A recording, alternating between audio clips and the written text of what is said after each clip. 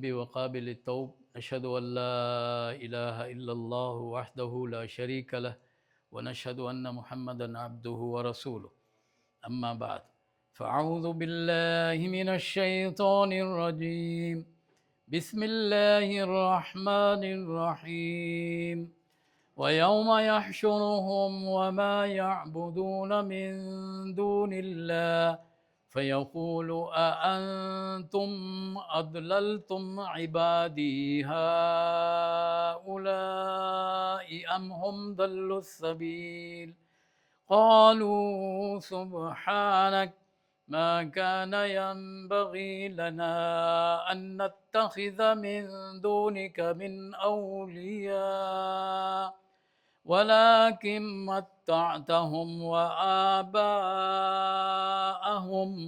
حتى نسوا الذكر وكانوا قوما بورا صدق اللہ العظیم۔ میں نے جس آیت کی تلاوت کی ہے یا دو آیات کی، سورہ فرقان کی یہ آیات ہیں، اللہ رب العزت نے اس میں یہ فرمایا جس دن ہم سب کو اکٹھا کر دیں گے، جو عبادت کرنے والے ان کو بھی، جن کی عبادت کی گئی ان کو بھی، سب کو اکٹھا کر دیں گے، اور وہ ہے قیامت کا دن۔ جن لوگوں نے عبادت کی وہ دو قسم کے ہیں، وَيَوْمَ يَحْشُرُهُمْ وَمَا يَعْبُدُونَ مِن دُونِ اللَّهِ۔ ایک تو وہ تھے جو اللہ کی ہی عبادت کرتے رہے، ساری زندگی انہوں نے گزاری اسی کی عبادت اور غلامی میں اور اطاعت میں، اور کچھ وہ تھے جنہوں نے غیر اللہ کی عبادت کی، اوروں کی عبادت کی، انسانوں کی ہو، درختوں کی ہو، جانوروں کی ہو، کسی کی بھی کی ہو، غیر اللہ جو بھی ہے، حتیٰ کہ خود اپنا نفس بھی اس کا ہے، اس نے اپنی خواہشات کی عبادت کی ہو، اس کی اطاعت کی ہو، خواہشات کے مطابق زندگی گزاری ہو، تو یہ اسی کی عبادت ہے۔ سب کو اکٹھا کر دیں گے، اور اللہ پوچھے گا ان سے کہ جن کی عبادت کی گئی غیر اللہ، ان سے نہیں پوچھے گا بلکہ ان سے پوچھے گا کہ جنہوں نے عبادت کی ہے اور اللہ کی عبادت کی ہے، غیر اللہ کی عبادت نہیں کی، ان سے اللہ سوال کرے گا اَأَنْتُمْ أَضْلَلْتُمْ عِبَادِي هَؤُلَاءِ، یہ جتنے اس وقت لوگ کھڑے ہیں جنہوں نے غیر اللہ کی عبادت کی اور اس مقام پر پہنچ گئے ہیں، آج قیامت کا دن ہے، یوم حشر ہے، یہ جتنی دنیا جنہوں نے غیر اللہ کی عبادت کی ہے ان کی طرف اللہ ان کو توجہ دلائے گا جنہوں نے اللہ کی عبادت کی، اللہ کی مرضی کے مطابق زندگیاں گزاری، ان میں انبیاء بھی ہیں، اولیاء بھی ہیں، صالحین بھی ہیں، شہداء بھی ہیں، صدیقین بھی ہیں، اور نیک لوگ اور متقین اور محسنین بھی ہیں۔ ان سے سوال کرے گا اللہ، جن کی عبادت کی گئی، جنہوں نے غیر اللہ کی عبادت کی، ان سے سوال نہیں کرے گا، سوال اس سے کیا جائے گا کہ جس نے لوگوں کو اللہ کی عبادت کی طرف بلایا، ان سے کہے گا تم نے میرے ان بندوں کو گمراہ کیا۔ یعنی عجیب سٹائل ہے، عموماً پوچھا جاتا ہے جس نے کوئی گناہ کیا ہو جاتا ہے اس سے پوچھا جاتا ہے کہ تم نے یہ گناہ کیوں کیا، لیکن وہاں ایک نیا انداز، اللہ ان سے پوچھے گا کہ جنہوں نے لوگوں کو اللہ کی طرف بلایا، ساری زندگیاں وقف کر دی، انبیاء سے پوچھے گا، اولیاء سے پوچھے گا، نیک لوگوں سے پوچھے گا تم نے میرے ان بندوں کو گمراہ کیا۔ تصور کریں موقف کیا ہے، جگہ کون سی ہے، پوچھنے والا کون ہے، اور کس سے پوچھا جا رہا ہے؟ وہ جو ساری زندگیاں انہوں نے اسی کے اندر گزار دیں کہ اللہ کی عبادت کرو اور کسی کا نہ کرو، پھر انہی سے سوال کیا جائے تم نے گمراہ کیا۔ آپ جس لیول پر ہیں، پی ایچ ڈی اور ایم فل لیول پر ہیں، یہ سوچنے کا مقام ہے، اس دنیا میں کبھی جس نے وہ کام کیا ہوتا ہے اور وہ ٹھیک ہوتا ہے اس سے نہیں پوچھا جاتا، جس نے گناہ کیا ہے یا جس نے غلط کام کیا اس سے جو ہے پوچھا جاتا ہے کہ تم نے یہ جرم کیا، وہ کہتا ہے کیا یا نہیں کیا، اقرار کرتا ہے نہیں کرتے۔ لیکن قیامت کے دن گویا کہ یہاں کے جو بھی معیارات ہیں، جو یہاں کا سٹائل ہے کہ اس سے پوچھا جائے گا جس نے گناہ کیا، یہاں قیامت کے دن اس سے نہیں پوچھا جا رہا، جس نے گناہ سے بچنے کی بات کی اس سے پوچھا جا رہا تم نے اس کو گمراہ کیا۔ اور یہ اسٹائل اس جہان کا ہے، اس جہان کا نہیں ہے۔ وہاں کے قوانین اور ہیں، یہاں کے قوانین اور ہیں، بالکل ہی بدل گیا۔ پہلا قانون ہی بدل گیا کہ گناہ جنہوں نے کیا ان سے تو اللہ پوچھ ہی نہیں رہا، جنہوں نے غیر اللہ کی عبادت کی ان سے اللہ پوچھ ہی نہیں رہا، سوال ہی نہیں کر رہا۔ پوچھ ان سے رہا ہے کہ انبیاء تم نے میرے بندوں کو گمراہ کیا، آدم علیہ السلام لے کر اور حضور صلی اللہ علیہ وسلم تک تمام پیغمبر، خاص طور پہ حضرت عیسیٰ علیہ السلام سے پوچھا جائے گا تم نے میرے بندوں کو کہا تھا کہ مجھے اور میری ماں کو جو ہے خدا بنا لو، تم نے کہا تھا۔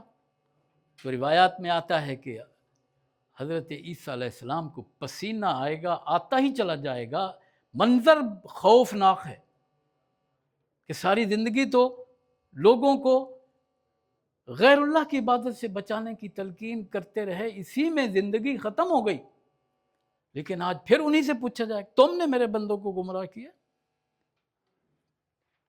تو وہ اس وقت جو جواب دیں گے وہ اس آیت میں ہے، وَمَا يَنبَغِي لَنَا أَن نَتَّخِذَ مِن دُونِكَ مِن أَوْلِيَاءَ، اے رب العزت ہم تو کیسے یہ ممکن تھا کہ ہم تو ساری زندگی آپ کی عبادت کی طرف بلاتے رہے، بندگی کی طرف، ہم کیسے ان کو گمراہ کر سکتے تھے؟ لیکن بتانا اللہ تعالیٰ کا مقصود یہ ہے کہ دیکھو جنہوں نے غیر اللہ کی بندگی، ادھر نہیں دیکھیں، ادھر کوئی نئی چیز نہیں ہے، بالکل قطعاً نہیں۔ جو بھی پیچھے ہو رہا ہے یا جو کچھ ہے، حتیٰ کہ آپ کی کوئی چیز گر جاتی تو کوئی نئی چیز نہیں ہے نا۔ آج آخری پیریڈ ہے، آج توجہ سے سنیں، اس لیے کہ آج کے پیریڈ میں جو طلباء طالبات نہیں آئے وہ بہت کچھ کھو دیں گے، کیونکہ آج تو میں امتحانات کی انسٹرکشن دینے والا ہوں کہ امتحان ہونے والا کیسا ہے۔ تو میرا مقصد یہ ہے کہ اللہ تعالیٰ بالکل نیا انداز ہے کہ جنہوں نے ساری زندگیاں وقفہ دی انہی سے پوچھ رہا ہے تم نے ان کو گمراہ کیا، تو سب کہیں گے نہیں ہم نے تو نہیں، ہم تو ساری زندگی تیری عبادت کی بلاتے بھی رہے، خود بھی تیری بندگی کی۔ یہ ظالم خود ہی انہوں نے غیر اللہ کی عبادت کی۔ تو یہ اس آیت کا مطلب آپ کے سامنے دیکھیے، یہ ہمارا کورس ہے اور ہمارا آج پہلا سیمسٹر جو ہے فہم قرآن کا وہ مکمل ہو رہا ہے۔ تو ذرا غور سے سنیے، بہت ساری چیزیں ایسی ہیں جو اگر آپ کو معلوم نہ ہوئیں تو امتحان میں پھر مشکل پیدا ہو جائے گی۔ ہم نے مڈ ٹرم امتحان دیا، جن لوگوں نے مڈ ٹرم امتحان ابھی تک نہیں دیا وہ آج دے دیں، اور اگر وہ آج نہیں دیں گے تو ان کا مطلب یہ ہے کہ ان کا سیمسٹر جو ہے وہ مس ہو گیا، اس کو ریپیٹ کرنا پڑے گا اور اس کی فیس بھی پڑے گی۔ تو اس لحاظ سے آپ میں سے جو لوگ رہ گئے وہ آج امتحان دیں، اور یہیں بیٹھ کے انشاءاللہ اسی پیریڈ کے بعد جو ہے وہ ہوگا۔ تو میرا کہنے کا مقصد یہ ہے کہ آج ہمارا آخری پیریڈ ہے، اور ہمارا جو کورس تھا وہ کیا تھا؟ فہم قرآن، قرآن کو سمجھنا۔ قرآن کے حقوق میں نے بتائے، آپ کے پاس جو ہے وہ اس کی سافٹ میں کچھ مل گیا ہے، اور اگر نہیں ملا تو وہ مل جائے گا۔ لیکن آج ہم فہم قرآن، کیونکہ قرآن بہت بڑی کتاب ہے، ہم نے 2 رکوع تقریباً ترجمے کے ساتھ بھی کر لیے اور تجوید کے ساتھ بھی کر لیے۔ تو تجوید کے جو قوانین ہم نے 4 سیکھے، ان کو آپ دوبارہ اگر پڑھنا چاہیں، سننا چاہیں، تو میرا جو یوٹیوب ہے اس پہ وہ قوانین وہاں موجود ہیں، آپ اس کو سن سکتے ہیں۔ میں تھوڑی دیر میں وہ آپ کو ایڈریس بھی بتا دیتا ہوں کہ کیا اس کا نام کیا ہے۔ تو میرا کہنے کا مقصد یہ ہے کہ آج ہم قرآن اور فہم قرآن کے لیے شروع میں بھی میں نے آپ کو بتایا تھا کہ 4 الفاظ ہیں، 4۔ ان 4 الفاظ کے معانی جو لغت میں ہیں، کیونکہ عربی زبان کے یہ الفاظ ہیں، تو عربی میں ان کا جو اردو میں کیا معانی ہیں ان کے، لیکن لغت میں پھر وہی لفظ جو ہے اصطلاح میں قرآن کیسے استعمال کرتا ہے، کن معانی میں، تو وہ بھی ہم ان 4 الفاظ کے معنی اگر ان ڈیٹیل معلوم کر لیں کہ رب کا ویسے تو ہم کرتے ہیں مثلا پروردگار، پالنے والا، لیکن یہ رب کن کن معنی میں استعمال ہوتا ہے یہ قرآن نے مختلف جگہوں پہ بیان کیا ہے، تو ہمیں وہ سمجھنا ہوگا۔ شارٹیسٹ کورس ہے، شارٹیسٹ. یہ آپ کے سامنے 4 الفاظ کو میں پیش کر رہا ہوں، ان کے معانی کو لغت میں بھی جو ہے اور جو اصطلاح میں ہے، جو قرآن استعمال کرتا ہے، اگر سمجھ لیا جائے تو آپ یوں سمجھیے کہ پورا قرآن کی روح اس پورا قرآن انہی 4 الفاظ کے گرد معانی بتاتا ہے اور انسانوں کو سمجھانے کی کوشش کرتا ہے. ان میں سے یہ بنیادی اصطلاح ہیں، basic terminology of Quran. Basic terminology اگر بیسک کا آپ کو معلوم ہو جائے تو ڈیٹیل جو ہے وہ آسان ہو جاتا ہے اس کو سمجھنا. اب آپ دیکھیے کہ یہ پہلا لفظ جو ہے وہ ہے الہ. یہ جو لفظ الہ ہے یہ عرب کن معنی میں استعمال کرتے ہیں، کیونکہ جن کی زبان ہے وہ کن معنی میں ان کو استعمال کرتے ہیں. تو اب آپ دیکھیے کہ یہ لفظ الہ جو ہے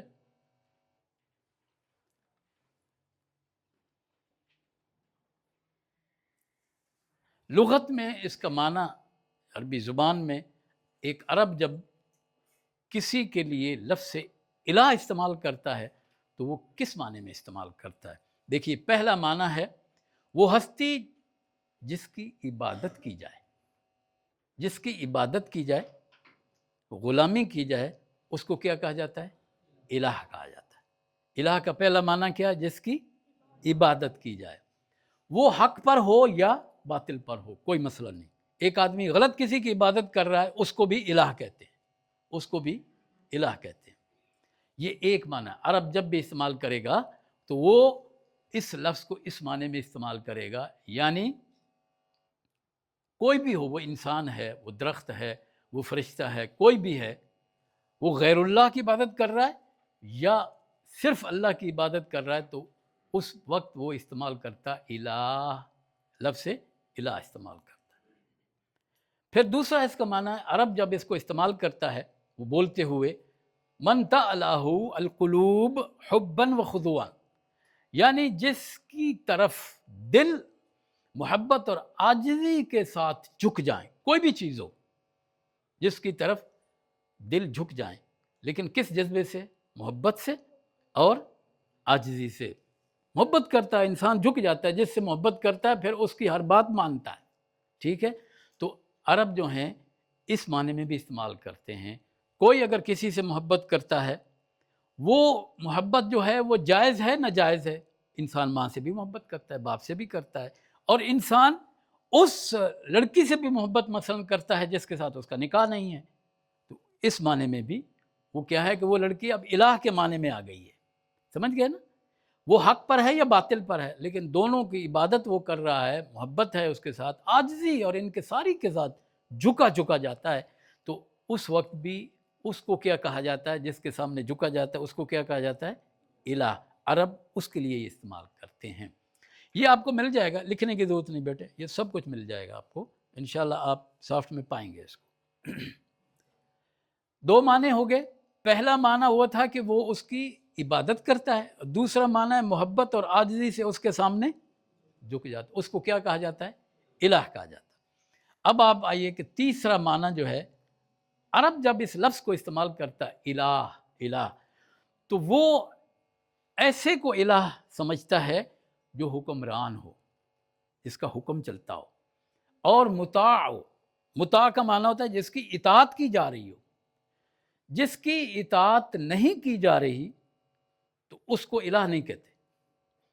جو حکمرانی اپنا حکم نہیں چلا سکتا اس کو کیا ہے؟ عرب اس الہ نہیں کہتے. تو گویا کہ جس کا حکم مانا جا رہا ہے اس کو بھی کیا کہتے ہیں؟ عرب الہ کہتے ہیں.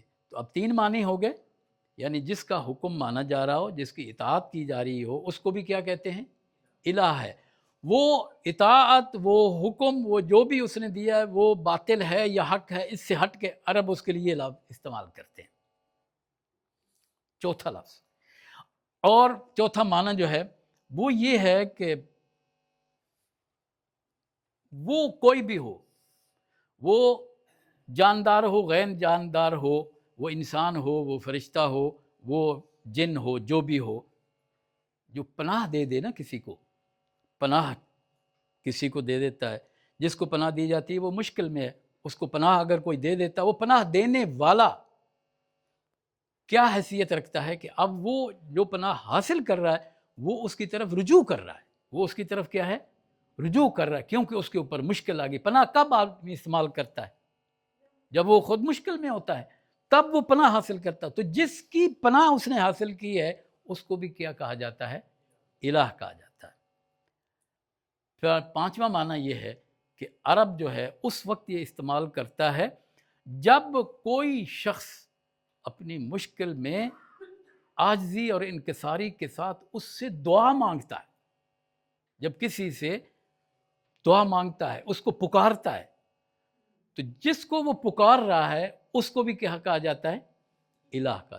تو اب اس لحاظ سے آپ دیکھیں کہ کتنے معنی میں آیا، یہ 5 معنی جو ہیں یہ اس لفظ کے الہ ہیں۔ تھوڑی سی میں تشریح کر دیتا ہوں اور آپ کو سمجھ آ جائے گی۔ تو ایک لفظ ہم نے سیکھ لیا، یہ جتنے معنی آئے ہیں قرآن میں یہ معنی استعمال ہوئے ہیں۔ انشاءاللہ سیکنڈ سیمسٹر میں ان ڈیٹیل ہم اس کو لیں گے، لیکن آج ایک تھوڑا سا آپ کو قصہ سناتا ہوں کہ عرب یہ لفظ اپنی زبان میں کب استعمال کرتے ہیں۔ عرب ہوتا یہ ہے صحرا، اور وہ بھی جہاں قرآن نازل ہوا ہے وہ تو مکہ مکرمہ اور اس کے ارد گرد جو ہے پورا علاقہ جو ہے، وہاں کھیتی باڑی نہیں ہوتی، پانی نہیں ہوتا، نہریں نہیں ہوتی، نالے کھالے نہیں ہوتے، صحرا ہی صحرا، لک دک صحرا۔ حتیٰ کہ ربع الخالی کہاں ہے؟ کچھ اندازہ آپ کو؟ ربع الخالی سعودی عرب کا 1/4 حصہ بالکل ہی صحرا ہے، اس لیے اس کو کہتے ہیں ربع، چوتھائی، ربع، اربع 4 کو کہتے ہیں نا، تو ربع جو ہے سعودی عرب کا 1/4 بالکل صحرا ہے۔ آج یہاں ٹیلا ہے، کل اگر آپ دیکھیں وہ ٹیلا نہیں ہوگا، وہ ہوا سے وہ پوری ریت اڑ کے کسی اور جگہ چلی گئی، پانی کی طرح ریت بہتی ہے، وہ ایسا صحرا ہے۔ اس صحرا کے اندر زندگی گزارنا بہت مشکل ہے۔ تو اس صحرا میں جب یہ عرب اپنے اونٹ کو جو چھوڑتے ہیں، اونٹوں کو، وہ کوئی چرواہا نہیں ہوتا ہے۔ یہ غور سے سنیے ذرا، اپنے موبائل کو استعمال نہ کیجئے، آج آخری پیریڈ ہے تو ذرا توجہ کیجئے۔ یہ 4 الفاظ کی میں تشریح آج صرف لفظ استعمال کیسے کرتے ہیں عرب وہ بتا رہا ہوں، اور اگلے سیمسٹر میں انشاءاللہ ان ڈیٹیل قرآن میں کہاں کہاں یہ 5 معنوں میں استعمال ہوا ہے وہ بتانا جو ہے انشاءاللہ اگلے سیمسٹر میں ہوگا، تو پھر ہمیں پورا قرآن جو ہے اس کی روح سمجھ جائے گی۔ اب آپ دیکھیے کہ عرب جب اپنے اونٹوں کو چھوڑ دیتے ہیں اور اونٹ جو ہیں چرتے رہتے ہیں، چرتے چرتے سفر کرتے ہیں، اور جہاں کوئی جھاڑی مل گئی، جہاں پانی مل گیا، وہ وہاں تک سفر کرتے رہتے، کوئی چرواہا نہیں ہوتا۔ سال کے بعد یہ جو چرواہے ہیں یا وہ مالک ہوتے ہیں وہ چلے جاتے ہیں اور جا کر ان کو تلاش کرتے ہیں۔ کوئی جو ہے وہ 500 کلومیٹر دور چلا گیا، پورا کا پورا ریوڑ ہوتا ہے نا، پورا وہ سارے اکٹھے ہی چلتے ہیں، پانی کہیں کھڑا ہے جوہر میں وہ پی لیا، پھر اس کے بعد جہاں ان کو کوئی جھاڑی ملی وہ کھا لی، ٹھیک ہے، چلتے چلتے 500 کلومیٹر سفر کر جاتے ہیں۔ تو یہ جو مالک ہوتے ہیں یہ پھر ان کی تلاش میں نکلتے ہیں، جب وہ ریوڑ اکٹھا دیکھ لیتے ہیں، کیونکہ الگ کوئی اونٹ یا اونٹنی اس ریوڑ سے الگ نہیں ہوتی، کیوں؟ اگرچہ وہ جانور ہے لیکن اس کو یہ معلوم ہے کہ میں الگ ہو گیا یا ہو گئی تو میں مر جاؤں گی، وہ ساتھ ساتھ چلتے ہیں۔ اب آپ دیکھیں کہ یہ جو ساتھ ساتھ چلتے رہے، مالک سال کے بعد آیا، اور سال کے بعد آنے سے کیا ہوا، وہاں دیکھا انہوں نے کہ اچھا یہ میرا اونٹ ہے، اور یہ کیونکہ مکس ہو چکے ہیں، مثلا 10-15 لوگ ہیں اور ساروں کے اونٹ مکس ہوئے، کیسے پتہ چلے؟ ہوتا یہ ہے کہ جب انہوں نے چھوڑا تھا تو ہر قبیلے کا ایک نشان ہوتا ہے۔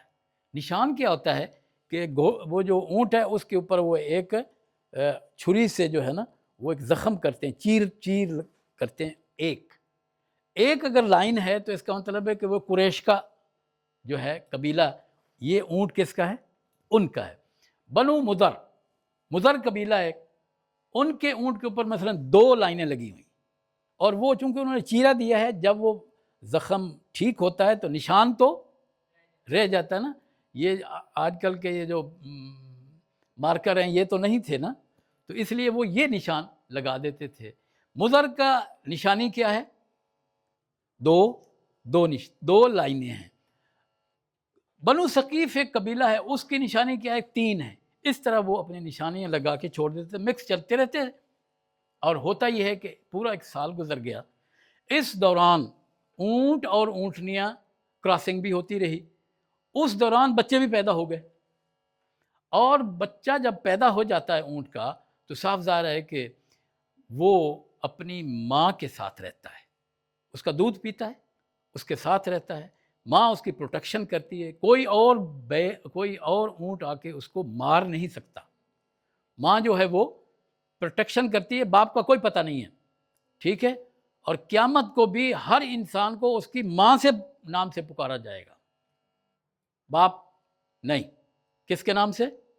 ماں کے نام سے. تو یہ اصل ہے، انسان اپنی ماں کے ساتھ، جس نے اس کو جنا ہے وہ اسی کے ساتھ رہتا ہے. دودھ بھی وہ پلاتی ہے، پروٹیکشن بھی اس کی کرتی ہے. اگر کوئی اونٹ مارنا چاہے وہ مارنے نہیں دیتی، دفاع کرتی ہے. یہ سارے کام اس کو، دودھ اس نے پیا تو اب آپ سمجھیں کہ وہ اس کی رزاق ہو گئی نا، رزق دیا نا اس نے، تو ایک لحاظ سے وہ کیا اس کی ہو گئی؟ رزق دینے والی بھی ہو گئی، پروٹیکشن دینے، پناہ دینے والی بھی ہو گئی، اس کی حفاظت کرنے والی بھی ہو گئی. اس طرح یہ سارے کام کس نے کیے ہیں؟ یہ ماں نے کیے ہیں. لیکن اب آپ سنیے کہ کبھی ایسا بھی ہوتا ہے کہ وہ ماں گم ہو جاتی ہے. اتنی بڑی تعداد میں 1000 2000 اکٹھے چل رہے ہیں، اور وہ ماں جو ہے وہ گم ہو جاتی ہے. یہ بچہ اپنی ماں کی تلاش میں بے چین ہو جاتا ہے. اور اونٹ کی بے چینی جو اتنا اونچا ہوتا ہے، وہ بہت مطلب بھاگتا ہے، بھاگتا ایک اونٹنی کے پاس جاتا ہے. لیکن اللہ تعالیٰ نے اس کے اندر سمیلنگ پاور ایسی رکھی ہے. آج ہمارے سینسر گاڑیوں میں لگے ہوئے ہیں نا، سینسر جو بے جان ہیں، وہ آپ کو بتاتے ہیں کہ نہیں پیچھے آپ کے کوئی چیز ہے مت جائیں، وہ الارم دیتی ہے. وہ جانور جو اونٹنی ہے، اللہ نے اس کے اندر یہ صلاحیت رکھی ہے. اور اونٹ ہے، وہ بچہ ہے، اس کے اندر یہ صلاحیت ہے کہ وہ ایک اونٹنی کے پاس آتا ہے، کھڑا ہو جاتا ہے. لیکن اس کی جو سمیلنگ پاور ہے وہ اس کو بتاتی ہے تیری ماں نہیں ہے. وہ پھر کیا کرتا ہے؟ پھر وہ بے چین ہو جاتا ہے، پھر دوسرے کے پاس جاتا ہے، دوسری ماں کے پاس، اونٹنی کے پاس، تیسری کے پاس، چوتھی کے پاس، پانچویں کے پاس، حتیٰ کہ وہ اپنی ماں کو پہچانتا ہے سمیلنگ پاور کے لحاظ سے. جب وہ پہچان لیتا ہے تو پھر اس کے ساتھ وہ مل کے کھڑا ہو جاتا ہے. اس کو اب آپ دیکھیں کیا ملا؟ اطمینان ملا نا. پہلے تو بے چین تھا، بھاگا ادھر ادھر ادھر ادھر ادھر. اب وہ اس ماں کے ساتھ کھڑا ہو گیا، ساتھ ہی اس نے دودھ بھی پینا شروع کر دیا. تو رزق کس نے دیا؟ ماں نے دیا. پناہ بھی دی، اس کو اطمینان ملا. وہ جو شخص ہے، وہ اونٹ کا بچہ جو ہے، اس کو اب اطمینان ہو گیا، اب اس کو پریشانی ختم ہو گئی. لیکن وہ ڈھونڈتا ڈھونڈتا یہاں پہنچ گیا. اب اس کو جو ہے وہ دودھ بھی اس نے پیا، گویا کہ وہ پانی کا الٹرنیٹ بھی ہے، گویا کہ اس کو پانی بھی مل گیا. اگر وہ اس کو ماں نہ ملتی تو کوئی اونٹنی اس کو دودھ پلانے والی نہیں تھی، اس نے مر جانا تھا، پیاس سے ہی مر جانا تھا. اطمینان ملا، پیاس بجھی، سارا کچھ ملا، پروٹیکشن ملی، سارا کچھ. بالآخر اس کا اطمینان جو ہے وہ اس کو مل گیا، جو اصل چیز ہے. عرب یہ جو عمل کیا بچے نے اپنی ماں کو تلاش کرنے میں، اور بالآخر اس کو کیا کیا چیز ملی بھلا آپ تصور کریں. ہمیں پہلا کیا ہے؟ اس کو اطمینان ملا، پروٹیکشن ملی، رزق ملا، اور اب اس کا خوف بھی ختم ہو گیا. یہ چاروں پانچوں چیزیں اس کو مل گئی ہیں ماں کے ساتھ. اب وہ اسی کے ساتھ کھڑا ہے. بالکل اسی کے لیے لفظ عرب استعمال کرتے ہیں الہت الابل. ابل کہتے ہیں اونٹ کو، ٹھیک ہے نا، اونٹ کو. وہ جو بچہ ڈھونڈتا رہا، اتنا اس نے سٹرگل کی اور بالآخر ماں کے پاس پہنچ گیا. کیا کیا چیزیں ملی ہیں اس کو؟ بہت ساری چیزیں ملی ہیں. تو عرب کہتے ہیں الہت الابل، اس اونٹنی کے بچے کو یہ جو کچھ اس نے عمل کیا، اس کے لیے وہ لفظ کیا استعمال کرتے ہیں؟ الہ، الہت الابل. اس بچے نے اپنی ماں کو ڈھونڈ لیا، رزق اس کو مل گیا، اطمینان مل گیا، خوف چلا گیا، اور اس کو پروٹیکشن بھی مل گئی. بالکل جو الہ ہے انسان کے ساتھ بھی ایسا ہی ہوتا ہے. وہ گم ہو جاتا ہے، دور چلا جاتا ہے، بہت دور چلا جاتا ہے، بہت دور چلا جاتا ہے. لیکن ایک وقت آتا ہے کہ اس کو یہ خیال آتا ہے کہ اچھا میں نے لفظ الہ کا معنی ڈاکٹر اقبال صاحب سے پڑھا تھا. الہ کا معنی اس کے ذہن میں دوبارہ وہ یاد کرتا ہے اور کہتا ہے میں الہ کی طرف نہ لوٹ جاؤں. کیا کہتا ہے؟ میں الہ کی طرف لوٹ نہ جاؤں جس نے مجھے پیدا کیا ہے، جو مجھے رزق دیتا ہے، جو میرے خوف کو ختم کرتا ہے، جس کی طرف پلٹنے سے مجھے اطمینان ملے گا. یہ ساری چیزیں جو انسانی ڈیمانڈ ہیں وہ کون پوری کرتا ہے؟ الہ پوری کرتا ہے. تو اسی سے الہ ہے، لا الہ، لا الہ. کوئی اطمینان دینے والا نہیں، کوئی پروٹیکشن دینے والا نہیں، کوئی رزق دینے والا نہیں، کوئی حکمرانی کرنے والا نہیں. یہ ہم تفصیلات میں پڑھیں گے. یہ لفظ یہاں استعمال ہوا تھا، آلہۃ الابلو. اس بچے نے جو یہ کوشش کی اور ماں کو پا لیا، تو گویا کہ اس کے لیے یہ لفظ آلہہ استعمال ہوا ہے. اب آپ دیکھیے کہ یہ تو پہلا لفظ ہے، قرآن میں وسیع معنی میں استعمال ہوگا. اگلے سیمسٹر میں انشاءاللہ ہم پڑھیں گے تو آپ کو مزہ آئے گا پڑھنے کا کہ قرآن کیسی کتاب ہے. 4 الفاظ، اس کو آپ کوشش کر کے اس کے معنی کو سمجھ لیں ڈیٹیل میں، پورے قرآن کی روح سمجھ آئے گی. اب آپ دیکھیے کہ دوسرا جو لفظ ہے یہ الہ پہلا ہو گیا، اور اس کو قرآن میں استعمال کیا گیا. ابھی میں اس کو چھوڑ دیتا ہوں اور پھر ہم آتے ہیں دوسرے لفظ کی طرف، اور دوسرا لفظ ہے رب.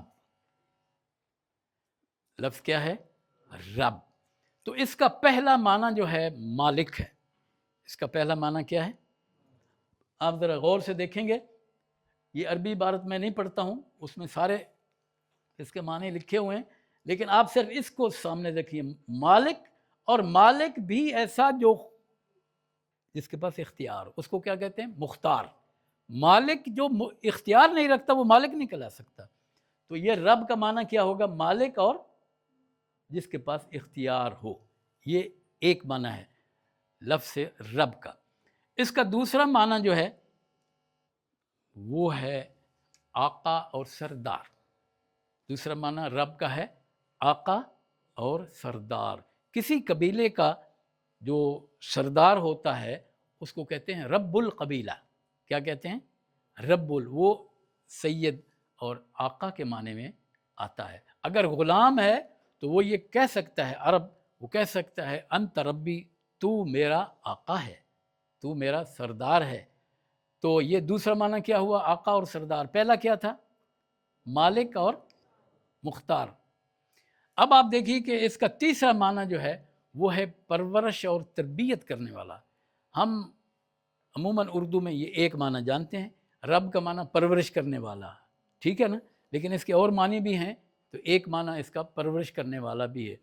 جو شخص آپ کی تربیت کرتا ہے اس کو بھی رب کہا جاتا ہے. ماں آپ کی تربیت کرتی ہے تو اس کو کہتے ہیں، ماں جو ہے وہ چونکہ تربیت کہتے ہیں اس کو کہتے ہیں رباتو کا.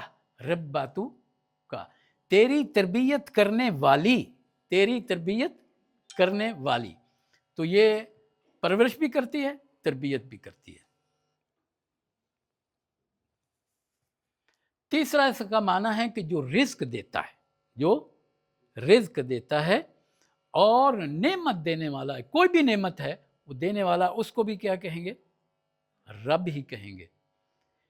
لیکن یہ بات یاد رکھیے کہ جو لوگ اس وقت موبائل سے کھیلیں گے وہ یہ معنی نہیں سمجھ سکتے، ممکن نہیں ہے. ڈکشنریاں پڑھ لیں. آپ اگر اس وقت موبائل کا استعمال کریں گے اور موبائل کو ہی استاد بنا لیں، مجھے تو نہ بنایا نا استاد، تو میں تو ایسے ہی کھڑا ہوں. کچھ تو خیال کریں، توجہ کریں ذرا. یہ کہیں آپ کو نہیں ملے گا، آپ کتابیں پڑھ لیں، یہ نہیں ملے گا آپ کو یہ معنی جو میں بتا رہا ہوں. اب ہم نے معنی لیا کہ وہ جو رزق دیتا ہے، جو نعمت دیتا ہے، اس کو بھی کیا کہتے ہیں؟ رب کہتے ہیں. ایک اور معنی بھی ہے اس کا، اور عرب اسی معنی میں استعمال کرتے ہیں کیونکہ یہ لغت کے معنی ہیں. اصطلاحی معنی ابھی نہیں بتا رہا ہوں، وہ ہم اگلے سیمسٹر میں ڈیٹیل کے ساتھ لیں گے. جس نے پیدا کیا ہوتا ہے وہ ان کے امور کو بھی چلاتا ہے، ان کے امور کو چلاتا ہے اور اپنی پلاننگ کے مطابق چلاتا ہے. مخلوق کے امور کو چلانے والے کو بھی رب کہا جاتا ہے. یعنی مخلوق کے معاملات کی ذمہ داری جو نبھاتا ہے उसको क्या کہا جاتا ہے؟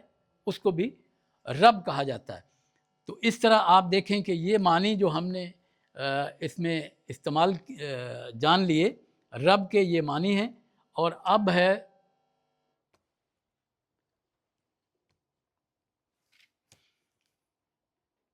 یہ مختلف آیات میں یہ رب کا لفظ آیا ہے، لیکن ہم انشاءاللہ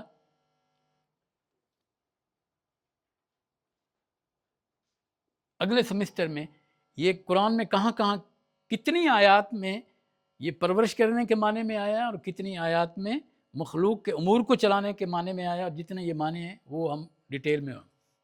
تیسرا لفظ ہے، اس کے بھی اگر ہم معنی لغت میں بھی اور تشریح جس کو کہتے ہیں اصطلاح میں بھی ہم اگر جان لیں تو قرآن جہاں جہاں یہ لفظ استعمال ہوا ہے وہ ایک ہی معنی میں استعمال نہیں ہوا، مختلف معنی میں استعمال ہوا ہے۔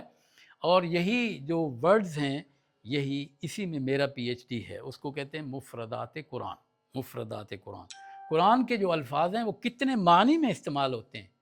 مثلا ہدی للمتقین، ہدی للمتقین، ہدایت ہم معنی کرتے ہیں، متقین کے لیے کیا ہے؟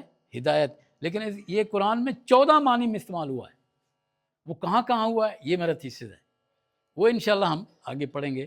لیکن یہ لفظ جو دین آیا ہے سورہ فاتحہ میں، جو ہے لفظ مالک یوم الدین، ایسا ہی ہے نا؟ کچھ مجھے ایسے لگ رہا ہے کہ کچھ لوگ ناشتہ جو ہے نا وہ ہیوی ڈیوٹی کر کے آئے ہیں اور نیند کا غلبہ ہو گیا ہے۔ اگر جیسے میں کھڑا ہوں، ایک آدھے منٹ کے لیے ذرا کھڑے ہو جائیں اور تھوڑا سا اس طرح کریں ایکسرسائز، شیطان کو بگانا ہے اور کوئی نہیں، شیطان کوئی سو نہیں گیا ہے۔ جی جی اٹھیں اٹھیں، چلیے آپ بیٹھ جائیے، انشاءاللہ شیطان بھاگے گا۔ وہ بھی اپنا پورا زور لگا رہا ہے کہ یہ الفاظ جو ہیں آپ نہ سیکھ سکیں، ٹھیک ہے؟ جی جی اب میری ساتھ توجہ رہیں، گفتگو نہیں کریں۔ آپ کو اٹھ کر ایکسرسائز کرنے کے لیے کہا ہے، گفتگو کرنے کے لیے نہیں کہا میں نے۔ تو اب آپ دیکھیں کہ یہ جو لفظ ہے، یہ دین، یہ بہت سارے معنی میں استعمال ہوتا ہے، قرآن میں بھی اور عربی کے اندر بھی۔ تو اس کا پہلا معنی ہے کہ بدلہ اور جزا۔ پہلا معنی کیا ہے؟ مالک یوم الدین، یہاں یہی معنی ہے۔ ہم کیا کہتے ہیں؟ وہ جزا کے دن کا، ہاں یعنی اس دن یہ اچھا بدلہ ملے گا یا برا بدلہ ملے گا۔ تو ایک معنی تو اس کا یہ ہے۔ دوسرا اس کا معنی ہے کہ جب انسان کسی کی اطاعت کرتا ہے تو گویا اس نے اس کے دین کو اڈاپٹ کر لیا ہے، ٹھیک ہے نا؟ کہتے ہیں کہ عوام جو ہوتی ہے وہ حکمرانوں کے دین پر ہوتی ہے، یعنی ان کی اطاعت کرتی ہے، ٹھیک ہے؟ تو کہتے ہیں کہ الرجال علی حکم دین ملکہم، اپنے بادشاہ کے دین پر ہوتی ہے، رعیت اس کے مطابق چلتی ہے، تو وہ اطاعت کرتی ہے، تابع فرما برداری کرتی ہے۔ تیسرا معنی دین کا یہ ہے، وہ نظام زندگی، وہ نظام زندگی، وہ ایک نظام ہے، پورا سسٹم ہے۔ اس معنی میں بھی یہ استعمال ہوتا ہے۔ ہم کہتے ہیں ان الدین عند اللہ الاسلام، اللہ کے نزدیک سب سے اچھا دین، نظام زندگی کون سا ہے؟ اسلام ہے۔ تو یہ اس معنی میں ایک اس کا معنی ہے فیصلہ اور قانون، فیصلہ اور قانون۔ تو جب کوئی فیصلہ ہو جاتا ہے تو عرب اس کے لیے لفظ استعمال کرتے ہیں کہ وہ فیصلہ ہو گیا ہے، یا قانون ہے، قانون کو بھی جو ہے وہ دین کے معنی میں ہے۔ ایک اور معنی بھی اس کا ہے، اور یہ سارے لغت میں معنی ہیں، قرآن میں بھی استعمال ہوئے ہیں، وہ ہم انشاءاللہ اگلے اس میں استعمال دیکھیں گے۔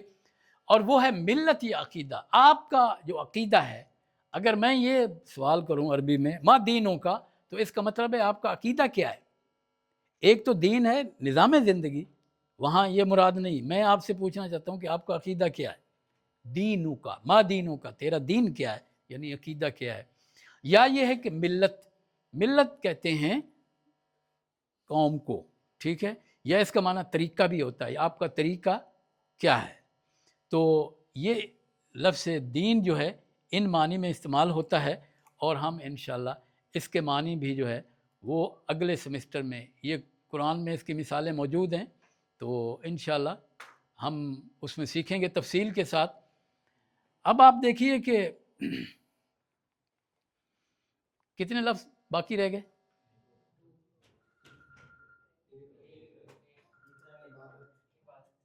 یا تو ناشتہ بہت زیادہ کیا ہے یا بالکل ہی نہیں کیا۔ اچھا جی، اب آپ دیکھیے کہ جو ایک لفظ باقی رہ گیا اور وہ ہے عبادت۔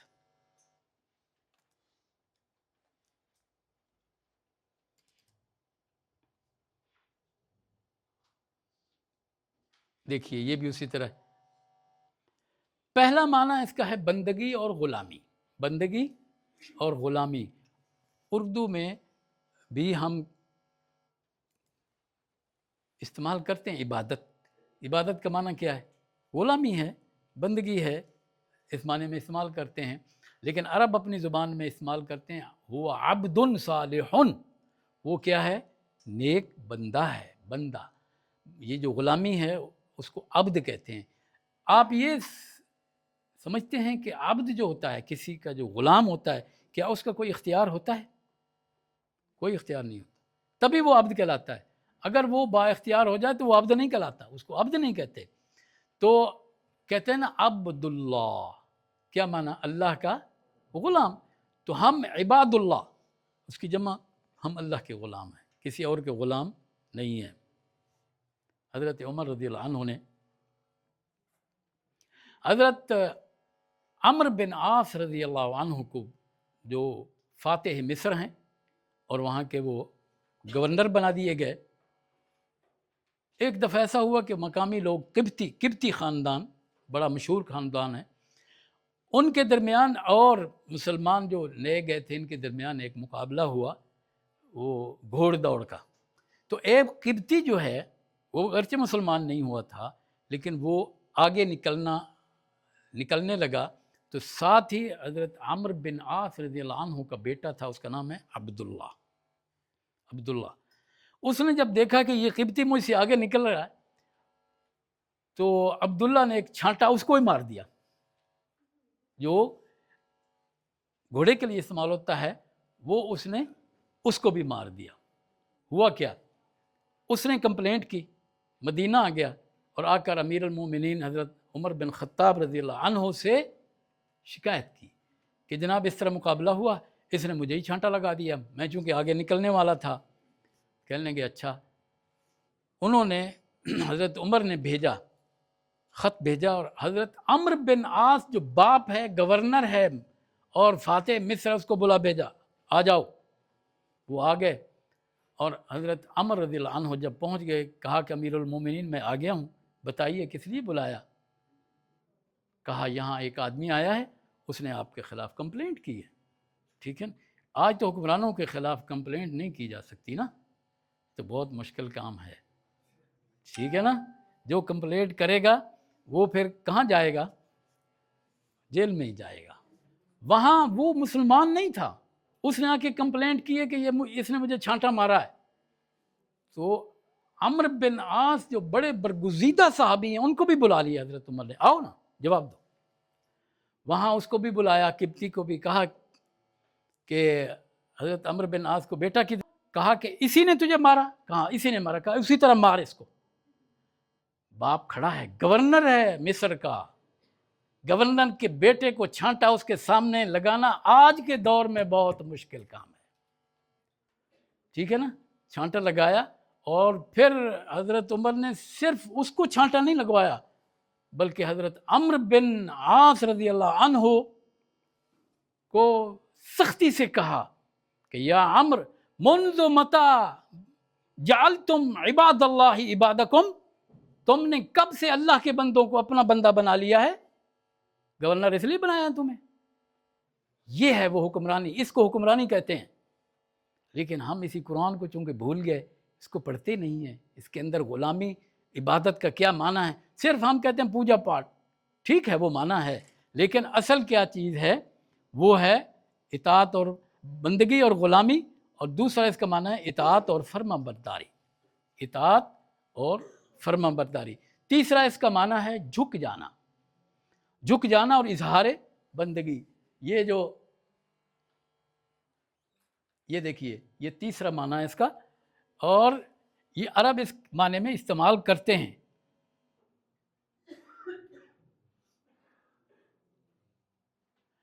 اور اس کا چوتھا معنی ہے وہ راستہ جس کے اوپر لوگ چلتے ہیں۔ عرب اس راستے کے لیے استعمال کرتے ہیں الطریق الممہد او معبد، معبد، جس راستے کو غلام بنا لیا گیا ہے۔ آپ سمجھ رہے ہیں نا، جس راستے پہ لوگ چل رہے ہیں، راستہ تو پڑا ہوا ہے نا، وہ الگ بات ہے۔ اس نے پوچھا یہ راستہ کدھر جاتا ہے، کہا جب سے پیدا ہوں ادھر ہی پڑا ہوا، گیا کہیں نہیں ہے، یہ ادھر ہی ہے، جاتا نہیں ہے کہیں۔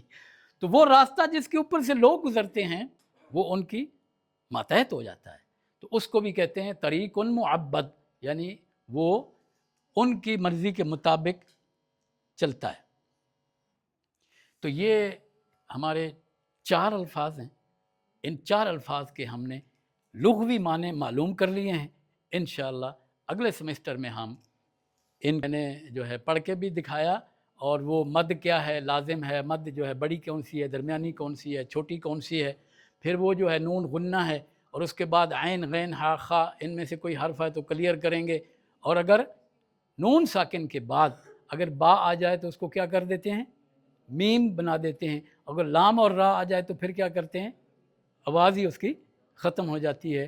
عین غین ہو تو آواز کلیئر ہوتی ہے، اور اگر ان میں سے کوئی نہیں ہے 9 حروف میں سے تو پھر ہم اس کو غنہ بناتے ہیں۔ اس کو کیا بناتے ہیں، غنہ۔ دیکھیے آپ کا امتحان ہے، یہیں تک ہے، 2 رکوع شامل ہیں، تجوید کے جو قواعد ہیں وہ شامل ہیں، اور آپ میرا جو یوٹیوب ہے اس کے اوپر بھی یہ موجود ہیں، تجوید کے یہ 4 قاعدے موجود ہیں۔ آپ اگر اس کو میں لنک آپ کو بھیج دیتا ہوں، اس کو سنیے، بار بار پریکٹس کیجیے۔ لیکن اس وقت جن لوگوں نے ابھی تک وہ اسائنمنٹ نہیں دی، کون ہے بھلا وہ جن لوگوں نے اسائنمنٹ نہیں دی، تو دینے کا ارادہ ہے، پکا ہے، سچ کہہ رہے ہیں، اللہ کو گواہ بنا کے آج اگر آپ اسائنمنٹ نہیں دیتے، کیونکہ اگلے ہفتے کو کیا ہے، امتحان ہے، ایسے ہی ہے، اگلے ہفتے سے پہلے آج میں آخری دفعہ کہہ رہا ہوں کہ آپ اسائنمنٹ دے دیں، اگر نہیں ہوں گے تو 10 نمبر کٹ جائیں گے۔ ٹوٹل 10 نمبر ہیں اسائنمنٹ کے، آپ کے اگر اسائنمنٹ نہیں آئے گی تو نمبر کٹ جائیں گے۔ تو اس لحاظ سے آپ اگلے امتحان یعنی فائنل سے پہلے دے دیں۔ ایک اور کام جس کو میں آپ کو کہتا ہوں کہ پریزنٹیشن ہے، پریزنٹیشن، بیٹے میری بات سنیے، یہ بڑی اہم ہے، آپ کو پھر کوئی بتائے گا نہیں ہے، اور وہ یہ ہے کہ پریزنٹیشن کیسے ہے، اس کو سن لیجئے۔ میں نے تجوید کے آپ کو قواعد پڑھائے، جو حاضر تھے انہوں نے پڑھ لیے، جو نہیں تھے کوئی بات نہیں، وہ میرا یوٹیوب پہ اس کو سن لیں، اس میں آپ کو اندازہ ہو جائے گا کیسا۔ آپ میں سے ہر ایک نے پریزنٹیشن کیسے دینی ہے، کہ ایک ہم نے مد پڑھی تھی، بڑی مد پڑھی تھی نا، الف لام میم، ایسے ہی ہے نا۔ قاعدہ کیا بتایا تھا ہم نے کہ 5 انگلیاں یہ کھولیں گے، ایک اور 6 کھولیں گے۔ آپ میں سے ہر ایک اس کو ریکارڈ کرے، اس کو، کیونکہ اتنے اسٹوڈنٹ کا اس وقت پریزنٹیشن لینا میرے لیے ممکن نہیں ہے، ٹائم نہیں۔ کیا کرے گا، ریکارڈ کرے گا اور واٹس اپ مجھے کرے گا۔ کیا کریں گے، ریکارڈ کر کے واٹس اپ کریں گے، لیکن ساتھ ریکارڈ کرنے کے بعد ساتھ جب آپ سینڈ کریں گے، نیچے اپنا نام اور رول نمبر اور کون سا ڈسپلن ہے آپ کا، M Phil P H D ہے نا، ہاں، لیکن یہ ہے کہ کچھ اسلامیات کے ہیں وہ آپ لکھیں گے۔ آپ کا جو ہے نا جاننا کہ آپ کس شعبے میں پڑھتے ہیں، آپ کا رول نمبر کیا ہے، اور آپ نے یہ آواز جو ہے اس کو میں سنوں گا، آپ کے اس سے جو ہے اندازہ لگاؤں گا کہ آپ نے جو پریکٹس کی وہ ٹھیک کی کہ غلط کی۔ اس کے اوپر آپ کو اس کے 10 نمبر ہیں۔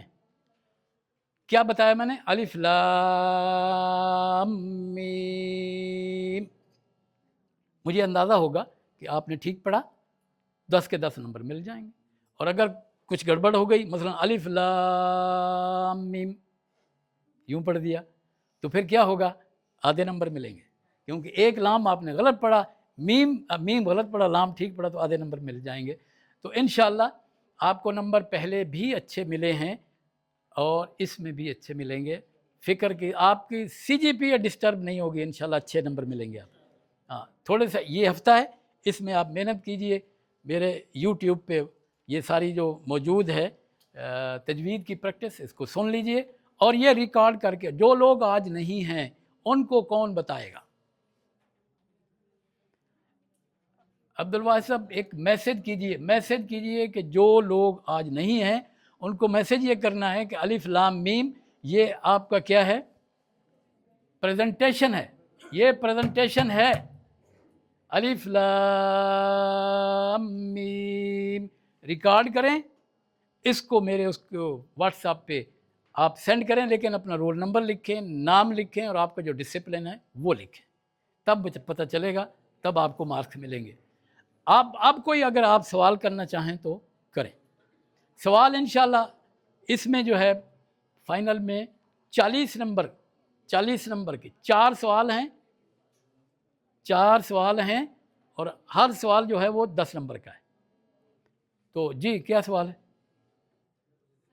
ایک منٹ جی. ہاں آف کورس, جو مڈ تک ہم نے پڑھا ہے وہ بھی شامل ہے, اس لیے کہ HEC کے جو تعلیمات ہیں, جو انسٹرکشنز ہیں وہ یہ ہیں کہ وہ بھی شامل ہوگا. جو مڈ تک امتحان ہے وہ بھی شامل ہوگا. یہ حضرت کدھر جا رہے ہیں؟ کہاں جا رہے ہیں؟